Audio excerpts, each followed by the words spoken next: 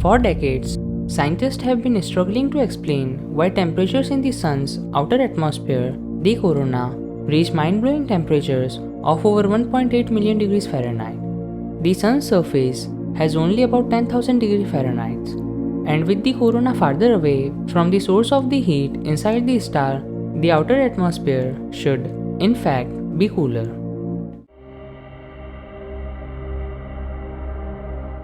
New observations made by the Europe-led Solar Orbiter spacecraft have now provided hints to what might be behind this mysterious heating. Using images taken by the spacecraft's Extreme Ultraviolet Imager, a camera that detects the high-energy extreme ultraviolet light emitted by the sun, scientists have discovered small-scale, fast-moving magnetic waves that drill on the sun's surface.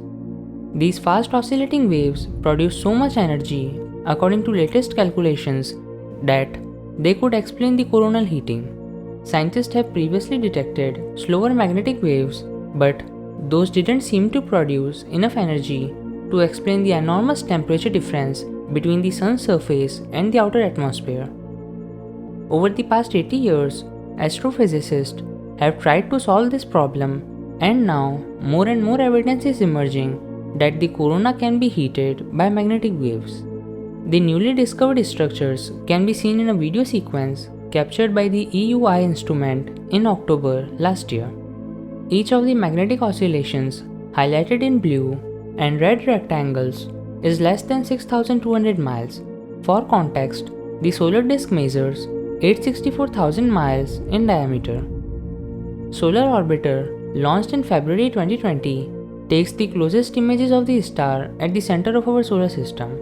Although Earth-based telescopes can provide images of the sun in a higher resolution, these telescopes can't study the extreme ultraviolet part of the solar light spectrum because these frequencies are filtered out by the Earth's atmosphere.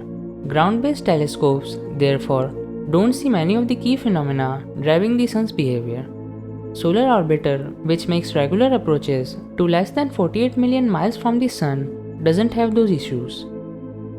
In its first images of the sun alone, released in June 2020, Solar Orbiter found other indications of processes that might play a role in the coronal heating mystery. David Bergmans, the principal investigator of the EUI instrument and solar physicist at the Royal Observatory of Belgium, added that the team will now dedicate more time to studying the newly discovered magnetic waves on the sun's surface.